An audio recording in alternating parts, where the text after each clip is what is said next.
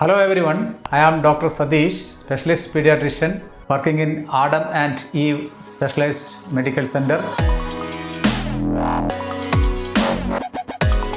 Today I will discuss about cough. Cough is the most common problem for which parents bring their children to the clinic. Cough is an important defensive mechanism that enhances the clearance of secretions and particles from the airway.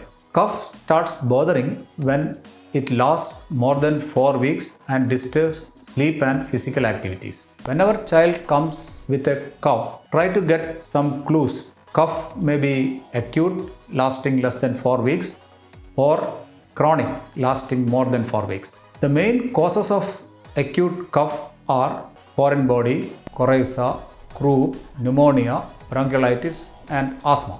First of all, rule out serious issues like pneumonia and foreign body in all children presenting with acute cough. If the cough progresses to chronic cough lasting more than 4 weeks, think about pertussis, mycoplasma infection, adenovirus infection, tuberculosis, cystic fibrosis, like that. Recurrent upper airway viral infection is the most common cause, which mostly resolved by 2 weeks. We can ask about the age of onset, the nature of onset, whether the cough is dry or wet or associated with upper airway symptoms like snoring or wheezing.